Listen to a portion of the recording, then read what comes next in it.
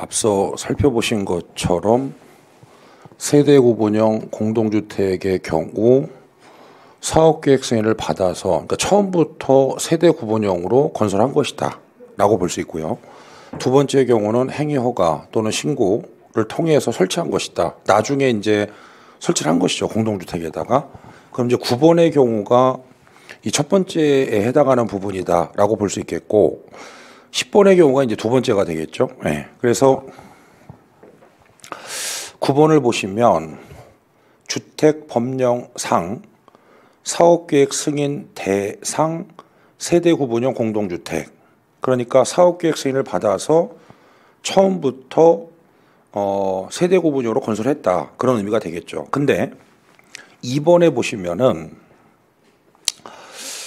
세대 구분형 공동주택의 세대별로 구분된 각각의 공간은 주거 전용 면적이 50제곱미터 이하이어야 한다.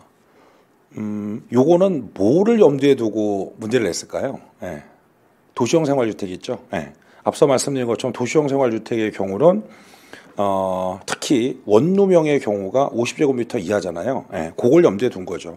그러니까 세대 구분형은 면적에 대한 부분, 다시 얘기해서 규모에 대한 부분에 제한이 없어요. 구체적으로. 네. 아까 보신 것처럼 그 어디에도 없죠. 네. 그런 점을 주의해서 보실 필요가 있다, 그렇게 볼 수가 있겠고. 근데 이제 9번에서 주의해서 보셔야 될 거는 뭐냐면, 다시 한번 말씀드리면 9번에 3번 세대구분형 공동주택은 주택단지 공동주택 전체 호수의 3분의 1을 넘지 않아야 되는 거죠.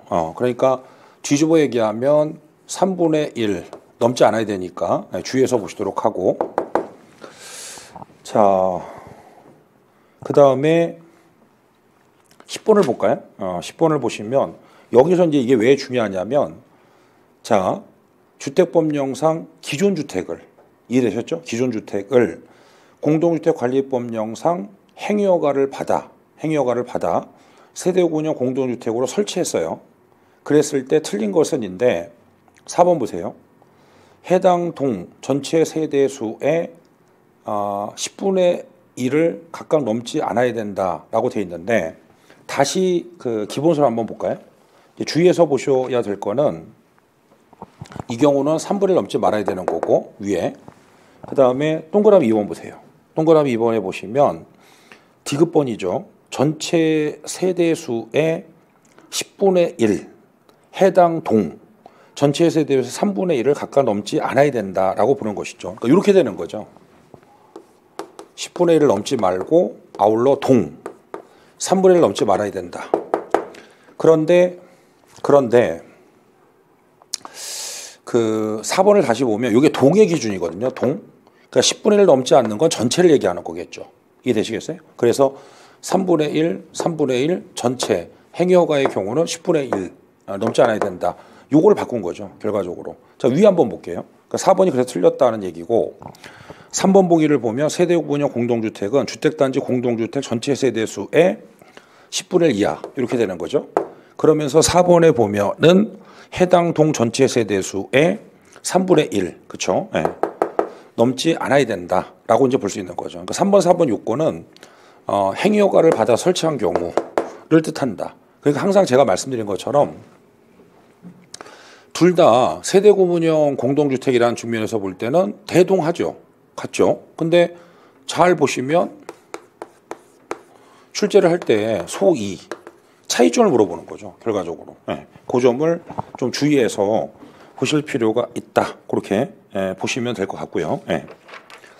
자, 그 다음에 넘어가서 11번 문제를 보시면, 자, 옳은 것을 골라라, 이렇게 되어 있어요. 옳은 것을 골라라. 네. 자, 그러면 우선은 2번 볼게요. 3층 건물로서 주택으로 쓰이는 면적이 연면적 420제곱미터인 공동주택은 다세대다. 공동주택이니까. 네. 자, 그런데 1번이 왜 틀렸냐면, 자, 아시다시피 아파트의 경우는 주택으로 쓰이는 층수가 5개층 이상이 돼야 된단 말이죠. 그런데 1번을 보시면 지상 5층 건물이에요. 근데 1층 전부를 필로티 구조로 해서 주차를 사용했다.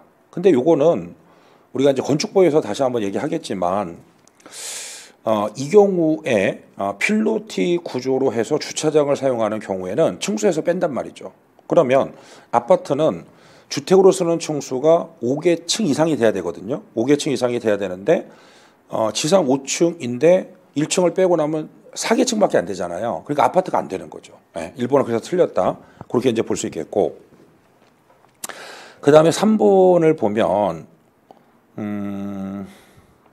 주택도시기금의 자금 지원을 받아 건설한 주택은 국민주택이다라고 돼 있는데, 아까 말씀드린 것처럼 두 가지 요건을 동시에 갖춰야 되는 거죠. 그래서 주택도시기금의 자금 지원을 받는 것까지는 뭐 문제 없지만 규모도 중요하다는 겁니다. 규모도. 예. 그런 점에서 그런 의미에서 3번도 틀렸다. 그렇게 보실 수 있겠고, 4번 연립주택은 국민주택이 될 수 없다? 아니죠.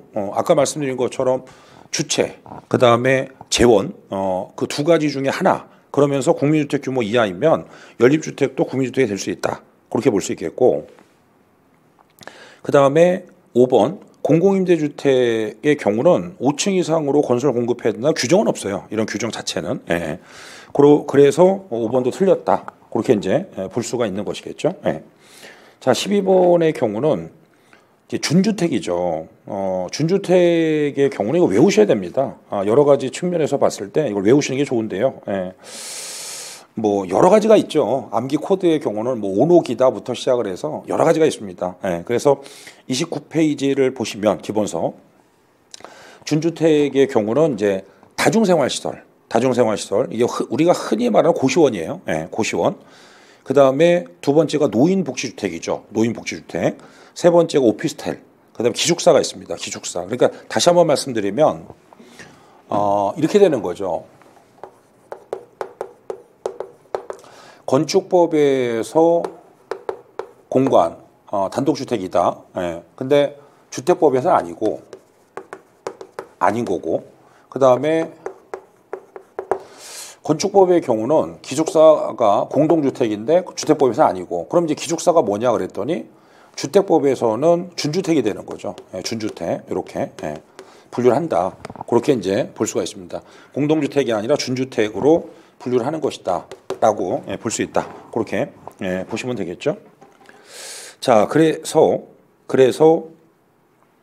12번에 보시면은 준주택에 해당하는 것은 2번 다중생활 시설이 되겠죠. 예, 다중생활 시설, 이른바 고시원이 됩니다. 예.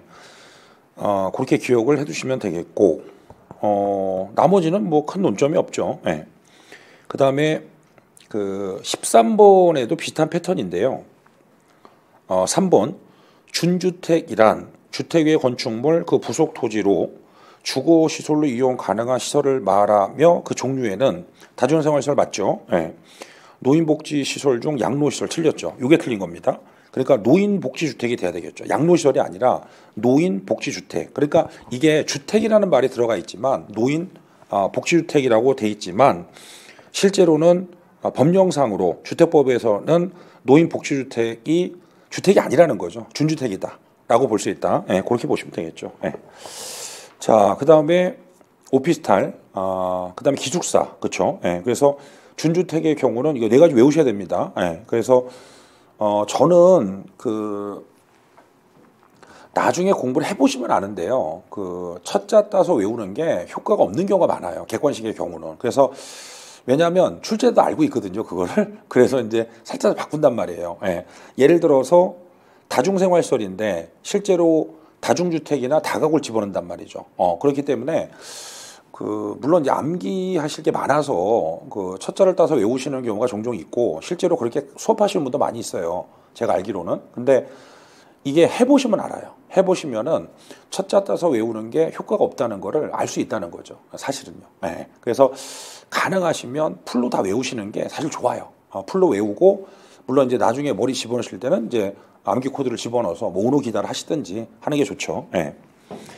자, 이제 그 정도로 기억을 해두시면 될 것 같고, 1번 에너지 절약형 친환경 주택, 그 다음에 2번 건강친화형 주택 구분 꼭 해서 정리를 해주실 필요가 있다. 그렇게 이제 볼 수가 있겠죠.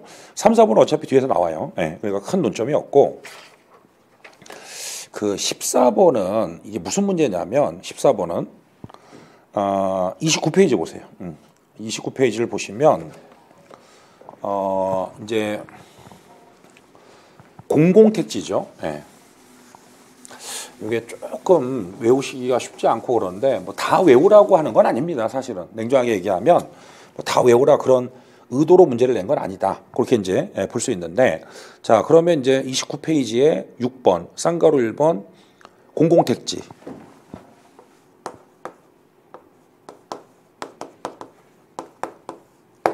자 공공택지라고 하는 것은 다음 어느 하나에 해당하는 이제 공공사업이죠. 공공사업에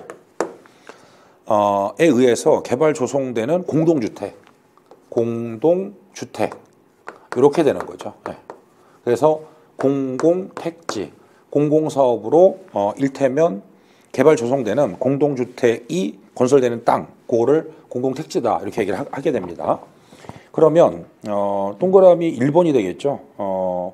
주택법에 따른 국민주택 건설 사업 또는 대지조성 사업, 요거는 이제 공공택지다 이렇게 보는 거고요. 두 번째 택지 개발 사업이죠. 택지 개발 사업. 자, 그 다음에 한 장 넘어가셔서 산단이라고 하죠. 줄여서 산업 단지 개발 사업, 산단. 그 다음에 4에 보시면 공공주택 지구 조성 사업인데 아마 5번, 6번, 7번이 이렇게 묶여 있을 거예요. 제가 묶으라고 말씀을 드렸는데 5번, 6번, 7번. 그러니까 결국은 이게 핵심이 뭐냐면 자, 내용을 잠깐만 보겠습니다. 왜냐하면 지금 문제만 봐서 무슨 말인지 아실 수가 없어요, 사실은. 그래서 제가 기본서로 자꾸 단권화하고 이런 걸 자꾸 강조하는 이유가 그건데 5번에 보시면은 앞에 이제 법은 이제 크게 틀리게 하지 않으니까 공공지원 민간임대주택 공급 촉진 지구 조성 사업이죠. 그런데 가로에 보시면은 자 밑에 수용 또는 사용 방식으로 시행한 사업만 해당한다. 이게 무슨 말이냐면 환지 방식은 들어가지 않는다는 거예요. 세 가지 공통점이 그거거든요.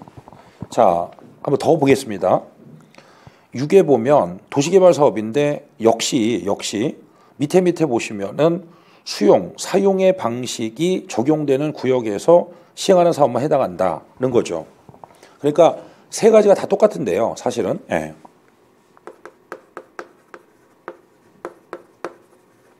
요거만 해당한다는 거죠. 환지 방식은 아니다. 세 번째 확인하겠습니다. 7번에 보시면은 경제자유구역 개발 사업. 뭐 대표적으로는 뭐 수도권의 송도 같은 데가 대표적이죠.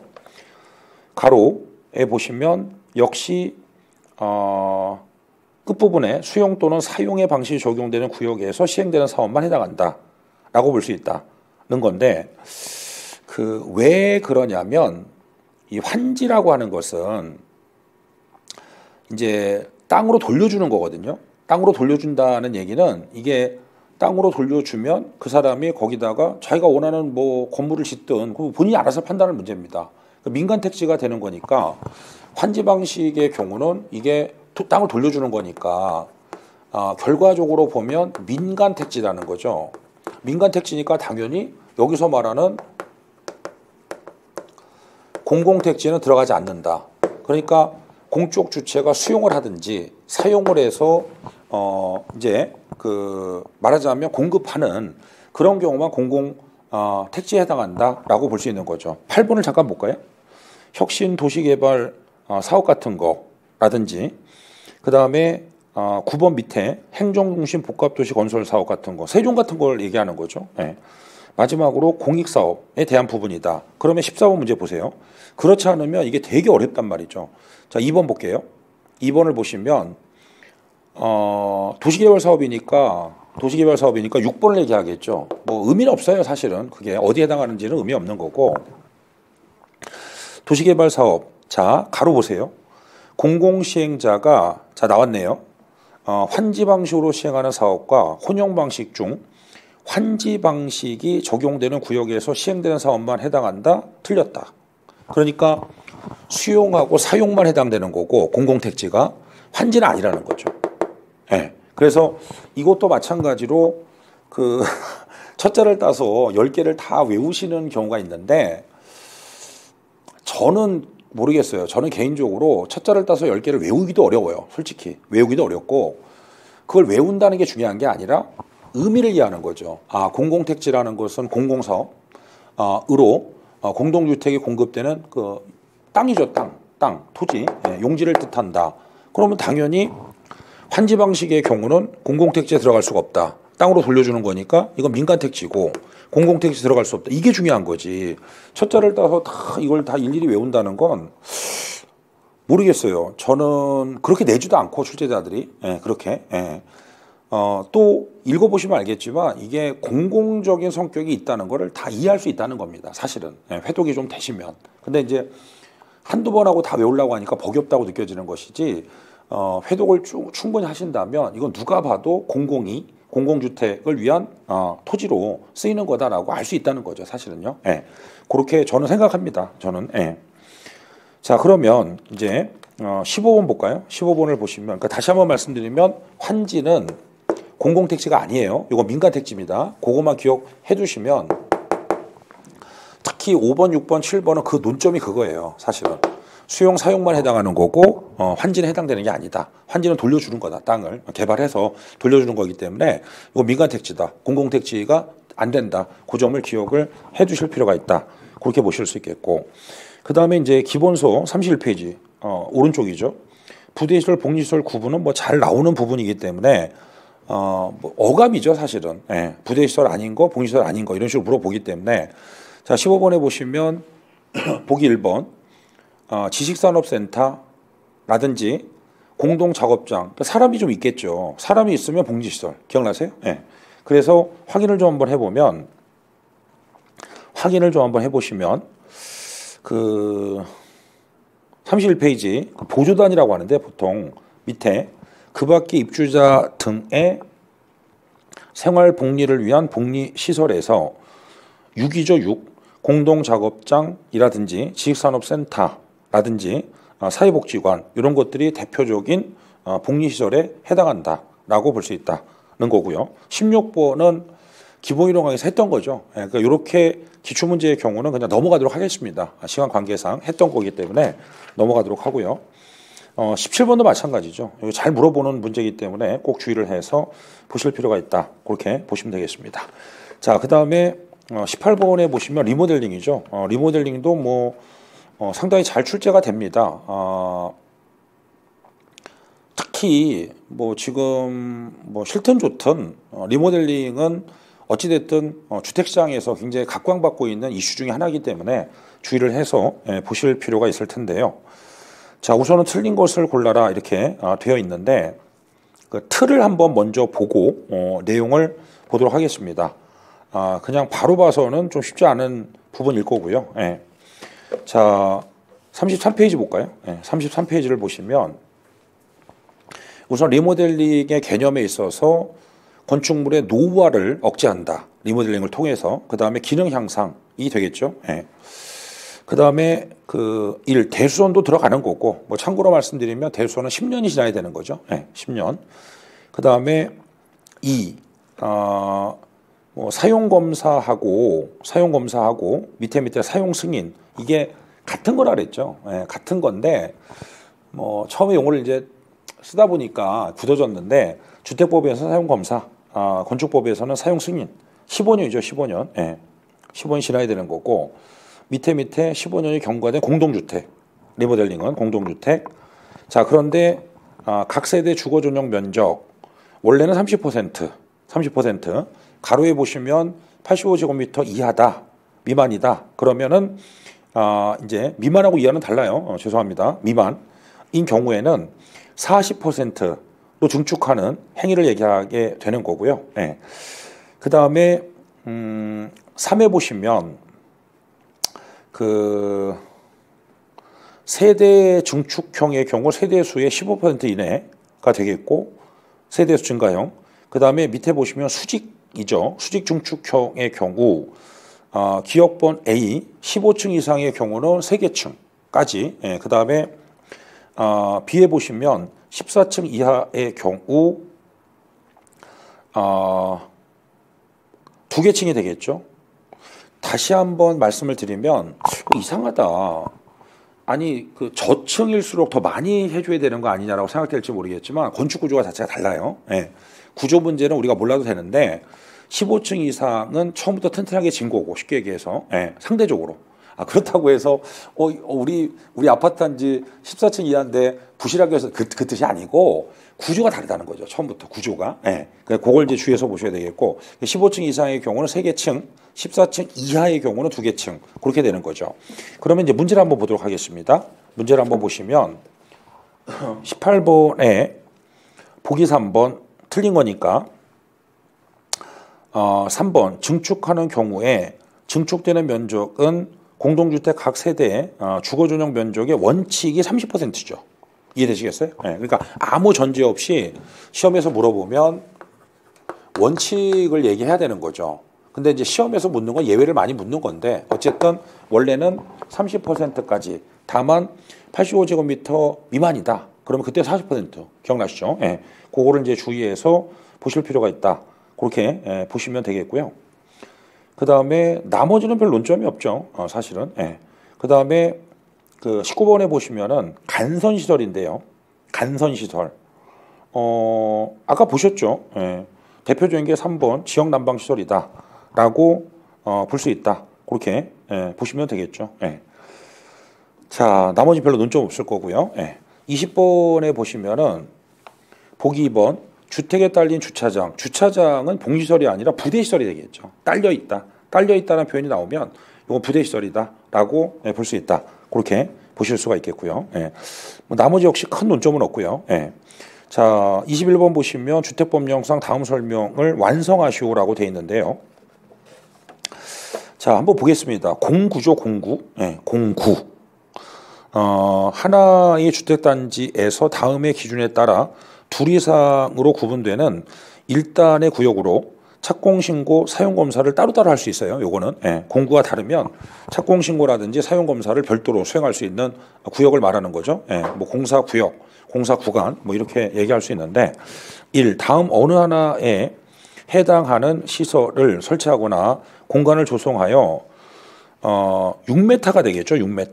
6m 이상의 폭으로 예를 들어서 뭐 1. 도로가 됐든지 뭐 주차장이 됐든지 뭐 옹벽 축대가 됐든지 뭐 식재 조경된 녹지가 됐다든지 이런 식으로 6m 이상이 떨어져 있어야 되는 거죠. 6m 이상.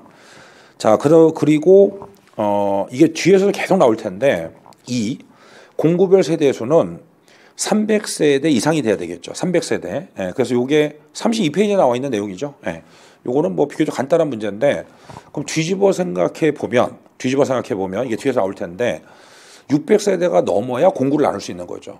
그래서 공구별 세대 수가 300세대 이상이라는 얘기는 적어도 600세대 이상이 돼야지 109, 209 이런 식으로 나눌 수 있다. 그렇게 보실 수가 있는 겁니다.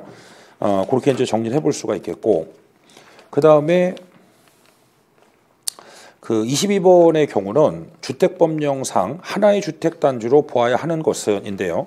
이걸 뒤집어 생각해 보면 제가 그런 말씀을 드렸어요. 예.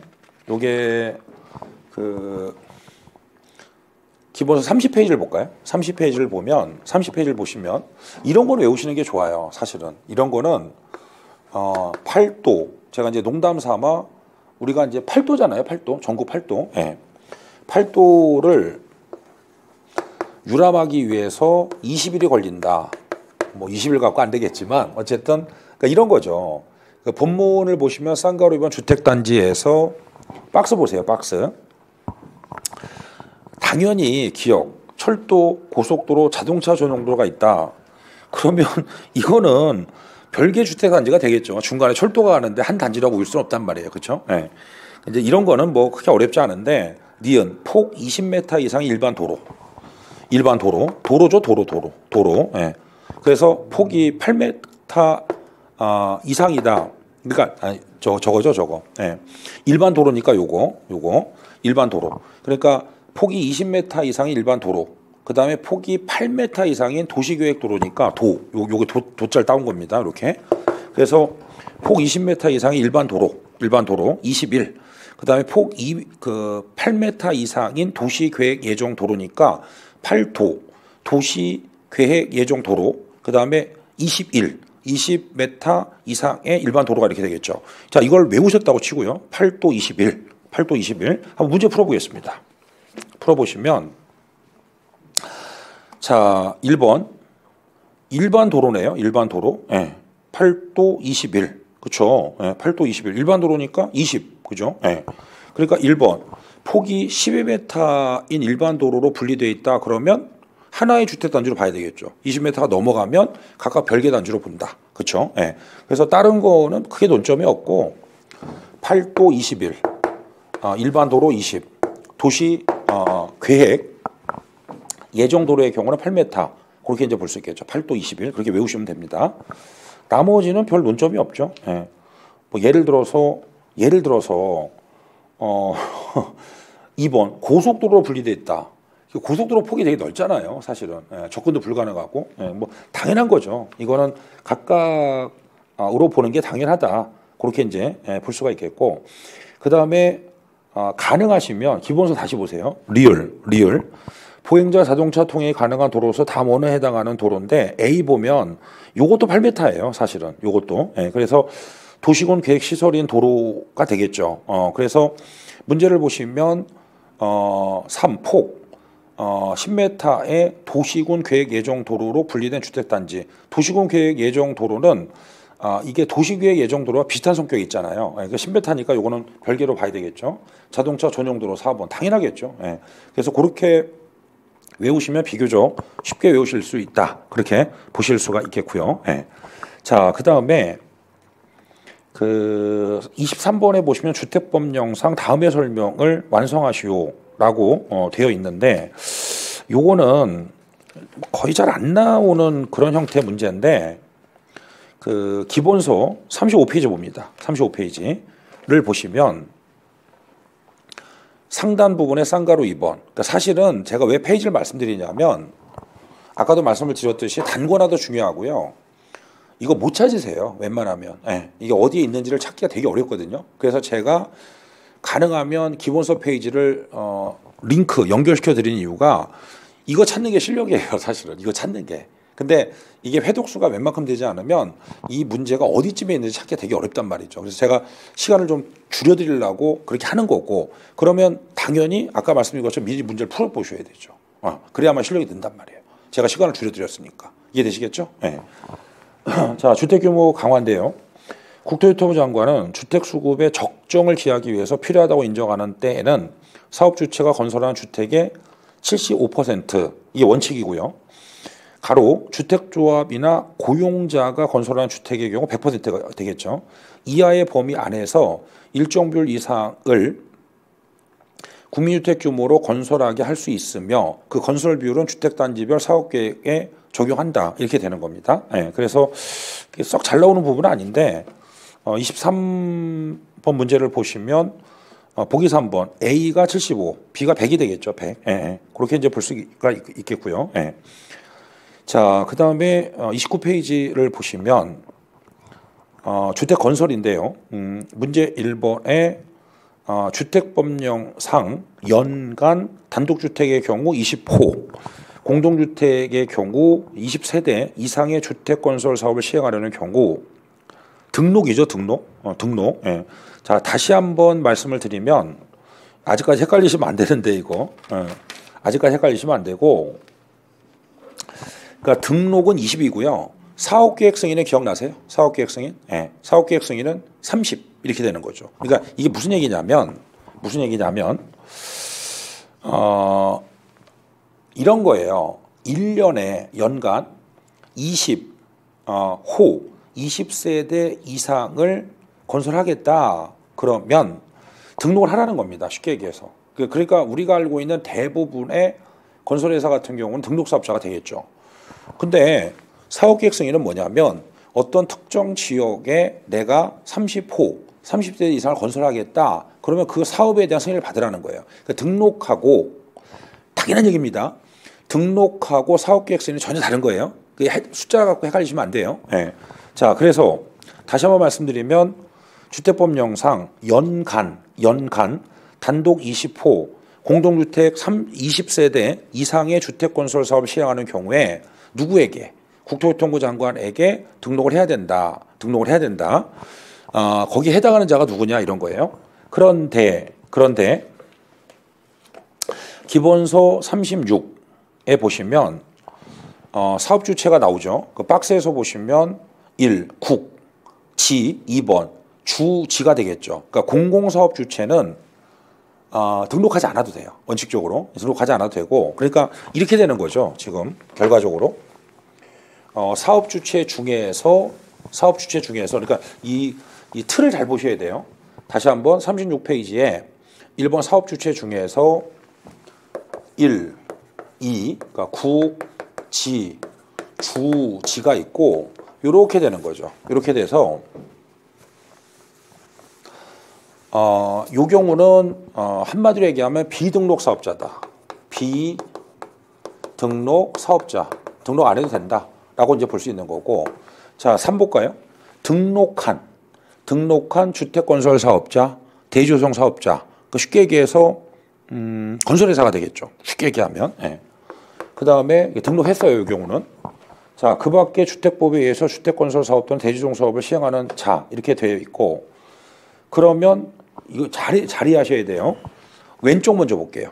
오른쪽 죄송합니다. 오른쪽에 보면 사업 주체 중에서 맨 위에 동그라미로 비등록 사업 주체가 있죠. 비등록 사업 주체. 그래서 기업, 국지, 니은, 주, 디귿이 지가 되겠죠. 그러니까 사업 주체 중에서 이 경우에는 아까 말씀드린 것처럼 오른쪽 맨 위에 비등록 사업 주체 이렇게 되는 거죠. 네, 비등록 사업자 이렇게 되는 거예요. 등록 안 해도 된다. 그렇게 보시면 되고요. 그 다음에 리을번 보세요. 리을번에 보면 밑에 공익법인이죠. 예, 뭐 대표적으로 사랑의 집짓기 운동이라고 있어요. 예. 그 다음에 미음인데 주의하세요. 주택조합인데 이때 주택조합은 가로 등록 사업자와 공동으로 주택건설 사업을 하는 주택조합만 해당되는 거고, 비읍도 마찬가지입니다. 근로자를 고용하는 자, 이 경우도 등록 사업자 공동으로 했을 때, 그러니까 이런 거예요. 그 주택조합 같은 경우는 여러분들 생각해 보세요. 주택조합을 통해서 이제 그 주택을 공급받는 경우가 일생에 몇 번 있겠나. 이게 반복적인 사업이 아니란 말이에요. 그러니까 제 얘기는 뭐냐면 주택조합 등의 경우 이게 단독으로 하는 게 아니라 앞에서 얘기했던 등록한 그 건설사업자 있잖아요. 같이 공동으로 했을 때 그때는 등록사업자와 하니까 굳이 등록하지 할 필요가 없는 거죠. 그러면 이제 왼쪽 보세요. 자, 등록에서 아까 말씀드린 것처럼 등록 대상 연간 단독 20호 공동 20세대 물론 예외가 있긴 있어요. 그러면 이제 세 번째 밑에 보면 국토지원관에게 등록을 해야 된다라고 볼 수 있다. 그러면 이제 문제 보세요. 등록을 해야 되는 자 1 아니죠. 왜? 공공사업 주체니까. 2번도 아니죠. 3번도 마찬가지죠. 공익법인. 예. 그 다음에 4번 등록사업자와 공동으로 주택건설을 시행하는 고용자는 안 해도 돼요. 같이 하는 거니까. 예. 그러면 이제 5. 자, 잘 보세요. 단독으로 주택건설 사업을 하고자 한다. 등록자업소 안 하고 그럼 주택조합의 경우도 등록을 해야 돼요. 등록 원래는 이해되시겠죠? 자, 다시 한번 기본서 오른쪽 동그라미 2번에 미음 비읍 주택조합이나 근로자를 고용하는 자가 등록사업자 공동으로 했을 때는 다시 등록하지 않아도 된다. 등록사업자 했기 때문에. 근데 만약에 문제의 집에 1번 보기 5번 주택조합이 공동으로 하는 게 아니라 단독으로 주택건설 사업을 한다. 이러면 등록해야 된다는 거죠. 등록을 해야 된다. 네, 그렇게 이제 볼 수 있겠고요. 자, 금방 보신 것처럼 2번 연간 20호 이상 박스 보세요. 네, 연간 20호 이상 단독주택 건설 사업을 시행하는 자 또는 연간 아시죠? 요거는 네, 만 제곱미터 이상의 대중 조성 사업을 시행하는 자는 국토교통부 장관에게 등록을 해야 된다라고 볼 수 있다. 그렇게 보시면 될 것 같고요. 자, 그래서 다시 한번 말씀드리면 20 이상 10,000제곱미터 이상이다. 그럼 등록을 해야 된다. 국토교통부 장관에게. 요거는 우리가 잘 알고 있는 내용인 거죠. 예. 자, 그다음에 넘어가서 그러면 이제 무슨 문제가 생기냐면 등록을 하는데 이제 한마디로 얘기하면 이제 결격 사유가 되겠죠. 뭐 등록한다고 해서 다 되는 건 아니고 등록의 결격 사유에 대한 부분이다라고 볼 수 있다. 그렇게 보시면 되는데, 자, 우선은 그러면 이것도 역시 기본서를 통해서 우리가 공부했던 거니까, 그러니까 제가 왜 기본서랑 연결시켜 드리냐면 기본서 공부한 거를 자꾸 리마인드 하시는 게 되게 중요합니다. 리마인드 하는 거. 그래서 제가 OT에서도 말씀을 드렸지만 에빙하우스의 망각 곡선, 그러니까 뒤집어 얘기하면 에빙하우스는 복습하지 않을 거면 공부할 필요가 없는 거죠. 그러니까 우리가 자꾸 새로운 걸 뭘 하려고 하는 게 아니라 기본서에 있는 내용을 갖다가 자꾸 덮어 씌워서, 그러니까 왜냐하면 밑줄 그어져 있고 그죠? 중요하다고 표시되어 있으니까 그 자꾸 보면서 반복 학습하는 수밖에 없어요. 장기 기억, 에빙하우스 장기 기억. 자, 그래서 우선은 37페이지에 보시면 등록 요건에서 박스 보세요. 자본금 3억 이상이고 개인의 경우가 더 높아요. 개인의 경우가 6억, 두 배가 되는 거죠. 요걸 일단 기억해 두시도록 하시고, 그 다음에 이제 3번에 보면 쌍가루 3번에 등록의 결격 사유가 되겠죠. 일은 당연한 거고, 민법 공부하셨으면 당연한 거고. 자, 2 파산 선고를 받은 자로서 복권되지 아니한 자고요. 그 다음에 3에 보면 부정수표 단속법 또는 이 법, 주택법이죠. 위반해서 금고 이상의 시정을 선고받고, 설명드렸죠. 시정을 받고 집행이 끝났거나 만기 석방이에요. 그 다음에 집행이 면제됐다. 특별사명 같은 게 대표적입니다. 끝났거나 그 다음에 가로 집행이 끝난 것으로 보는 경우를 포함한다. 이게 가석방이에요. 가석방. 쉽게 얘기해서. 그 다음에 면제됐다. 특별사면. 2년이 지나지 아니한 자 이렇게 되어 있고요. 자, 그럼 이제 문제 풀어보겠습니다. 문제를 풀어보면, 자, 3번 문제에서 일단 3번을 볼까요? 등록이 말소된 후, 더 봐야 되겠네요. 기본서 보시면은 5번 등록 말소 2년이죠, 2년. 근데 지금 대개 보면은 2년짜리가 많아요, 사실은. 자, 그래서 등록이 말소된 후 3년이 아니라 2년이 지나지 아니한 자는 주택건설 사업 등의 등록을 할 수 없다. 그렇게 이제 볼 수가 있겠고, 1번 원칙적으로 자본금이 3억이고요. 개인의 경우가 2배, 6억이 되겠죠. 딴 거는 뭐 그렇게 논점은 없는 것 같고요. 자, 4번을 보겠습니다. 틀린 것을 골라라 이렇게 되어 있는데요. 2번에 보면 개인인 경우죠. 개인인 경우니까 3억이 아니라 6억이 되겠죠. 6억. 그렇게 보실 수가 있겠고, 나머지는 뭐 겹치죠. 겹치니까 큰 논점은 아닌 것 같다. 그렇게 볼 수가 있겠고, 그 다음에 아까 말씀드렸던 거 5번 보기 3번에 보면 이 법을 위반해서 금고 이상의 실형을 선고받고 그 집행이 끝났거나 끝난 것으로 본다. 면제됐다. 아까 말씀드렸죠. 3년이 아니라 2년이죠. 2년. 그렇게 보실 수가 있습니다. 그래서 결격 사유 같은 경우도 좀 주의해서 보실 필요가 있다. 그렇게 보실 수가 있겠고요. 자, 그 다음에 6번은 뭐냐면, 6번은 주택법령상 등록사업자가 직접 주택건설공사를 시공할 수 있는 경우, 이게 어디쯤에 나와 있냐면 기본서 39페이지 보세요. 39페이지에 보시면 쌍가루 6번 등록사업자의 시공기준이라고 나와 있죠. 그래서 말 그대로 등록사업자가 직접 시공하는 경우가 있다는 거예요. 등록사업자가. 그러니까 시공사가 하는 게 아니라 등록사업자가 직접 한다는 건데, 동그라미 2번 5계층 이하의 시공 기준이 되는데, 주택건설공사를 시공하려는 등록사업자는 다음의 요건을 모두 갖추어야 하고요. 이 경우 등록사업자가 건설할 수 있는 주택은 주택으로 쓰는 층수가 5계층 이하인 주택으로 한다라고 볼 수 있겠고요. 한 장을 넘어가 보시면 이때 요건이 있어요. 자본금이 5억 이상. 아까 등록하고 달라요, 여러분들. 등록하고 다른 거고, 개인의 경우는 2배, 10억이 될 거고, 그 다음에 디귿번 볼까요? 최근 5년간 주택건설 실적의 100호 또는 100세대 이상이고 이게 5층 이하고요. 그 다음에 3에 보면 6계층 이상의 시공 기준인데 이때는 좀 또 강하죠. 그래서 박스 니은본에 보시면 최근 3년간 300세대 이상 이렇게 돼 있죠. 그러면 이제 문제를 한번 보겠습니다. 6번 다시 한번 주택법령상 등록사업자가 직접 주택건설공사를 시공할 수 있는 경우에 대한 설명 중 틀린 것은인데 1. 주택건설공사를 시공하려는 등록사업자는 법인사업자의 경우 자본금이 10억이 아니라 5억이죠. 5억 원칙적으로 5억이고 다만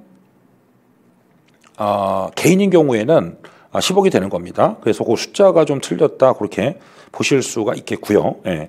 2번에 보시면 원칙적으로 이제 최근 5년간 100호 100세대 이상이 되겠죠. 그래서 3번에 보시면 2의 경우 5계층 이하에만 가능한 거고 4에 보면 최근 3년간 300세대 이상이면 6계층까지 가능하겠죠. 그 얘기를 좀 설명을 하고 있는 겁니다. 그렇게 보시면 될 것 같습니다. 자, 한 장 넘어가셔서